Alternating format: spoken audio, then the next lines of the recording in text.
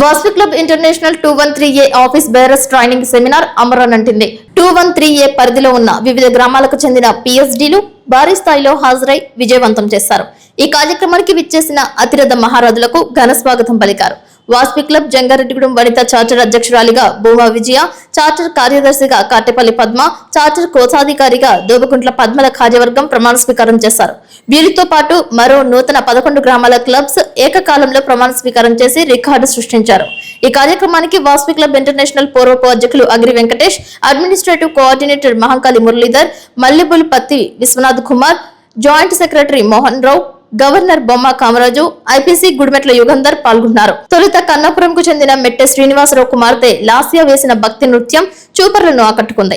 విచ్చేసిన ప్రతి ఒక్కరికి తైవాన్ మొక్కలను ఉచితంగా పంపిణీ చేశారు.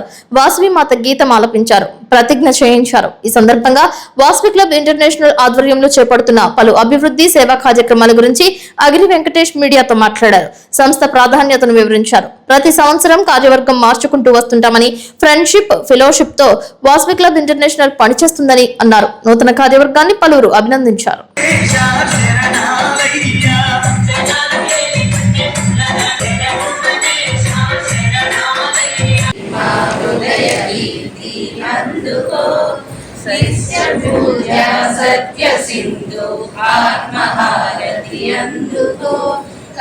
జై వాసవి. ఈరోజు జంగారెడ్డిగూడెంలో ఈ ప్రాంతంలో ఉన్న సుమారు 40 క్లబ్బులకి ఆఫీస్ బేరర్ ట్రైనింగ్ సెమినార్ మనం ప్రెసిడెంట్గా, సెక్రటరీగా, ట్రెజరర్గా క్లబ్లో బాధ్యత తీసుకున్నాం. కాబట్టి ఈ సంవత్సరం మన కార్యక్రమాలు ఏంటి, ఒక విజన్, ఈ మొత్తం 2026లో మనం ఏం చేయాలనే దాని గురించి ఆ ప్రెసిడెంట్, సెక్రటరీ, ట్రెజరర్ చెప్పడానికి మనం ఎవ్రీ ఇయర్ ఒక ప్రోగ్రామ్ చేస్తాం. అదే ఆఫీస్ బేరర్ ట్రైనింగ్ సెమినార్.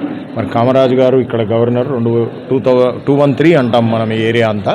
ఈ గవర్నర్ గారు ఇక్కడ ఆర్గనైజ్ చేస్తే నేను హైదరాబాద్ నుంచి వచ్చాను. నా పేరు ఆగిరి వెంకటేష్ అండి. మన ఈ ఆర్గనైజేషన్ 1961 సంవత్సరంలో హైదరాబాద్లో కల్వకుంట్ల చంద్రసేన గుప్తా అని భారత స్వాతంత్రం కోసం నిజాం ప్రభుత్వానికి వ్యతిరేకంగా 3.5 సంవత్సరాలు జైలు శిక్ష అనుభవించిన పిదప వాసవి క్లబ్ అని హైదరాబాద్లో 1961 సంవత్సరంలో హైదరాబాద్లో స్టార్ట్ అయింది.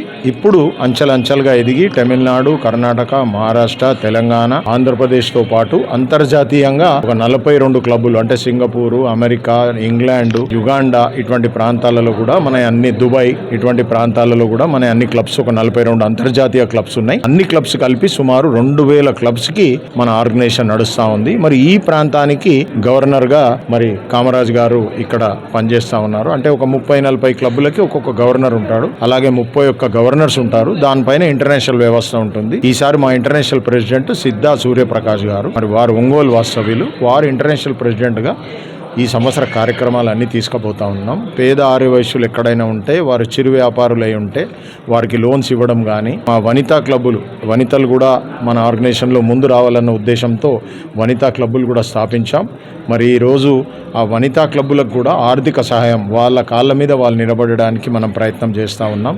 అలాగే పుస్తకాలు ఇస్తుంటాం, అలాగే బస్ షెల్టర్లు, అలాగే అంబులెన్సులు, అనేక సేవా కార్యక్రమాలు కేవలం ఆర్యవైశ్యుల డబ్బుతో మాత్రమే, ఎటువంటి గవర్నమెంట్ సహాయం లేకుండా మేము చందాలు వేసుకొని మాత్రమే ఈ ఆర్గనైజేషన్ నడిపిస్తూ ఉన్నాం. కానీ సర్వీస్ మాత్రం అందరికీ చేస్తాం. అక్కడ కులమత భేదాలు లేవు. ఎవరైనా పాఠశాలలో వెళ్ళి బుక్స్ ఇచ్చినా, అంబులెన్స్లో ఎవరికైనా సర్వీస్ చేసినా, హాస్పిటల్లో ఎవరికైనా సర్వీస్ చేసినా, అవన్నీ అన్ని వర్గాల ప్రజలకు మనం సర్వీస్ చేస్తూ ఉంటాం. మరి ఇట్లా మన వాసవి క్లబ్ ఆర్గనైజేషన్కు 3 సిద్ధాంతాలు. ఫెలోషిప్ మొదటి సిద్ధాంతం, రెండవది నాయకత్వం, లీడర్షిప్. ప్రతి ఒక్కరూ ప్రెసిడెంట్, సెక్రటరీ, ట్రెజరర్ అని ఒక భావన తీసుకొస్తే ఆ నాయకత్వ లక్షణాలు బయటపడాలని రెండవ సిద్ధాంతం లీడర్షిప్ మనది. మూడవ సిద్ధాంతం సర్వీస్. మరి సర్వీస్ అంటే ఆర్యవైశ్యులకు కొత్తగా చెప్పాల్సిన అవసరం ఏం లేదు.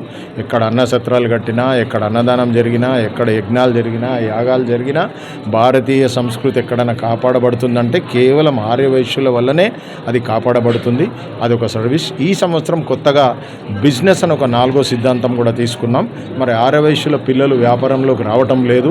మరి నెక్స్ట్ జనరేషన్ పిల్లలు కూడా వ్యాపారంలో ఉండాలంటే వారికి వ్యాపారం మెలుకోలేలా, బ్యాంకులు ఏం లోన్ ఇస్తాయి, ఏం కొత్తగా ఇండస్ట్రీ పెట్టాలా, అదే పాత కిరాణా షాపులు, అదే పాత బిజినెస్లు కాకుండా కొత్తగా ఏం వ్యాపారం చేయాలన్నది కూడా నెక్స్ట్ యువతకు మనం నేర్పియాలని ఈసారి వాసవి క్లబ్ ఇంటర్నేషనల్ 4వ సిద్ధాంతంగా తీసుకుంది. ఇవన్నీ కూడా అన్ని ప్రాంతాల వాసవి క్లబ్లకు తెలవడానికే ఇటువంటి ప్రోగ్రామ్స్ అరేంజ్ చేశాం.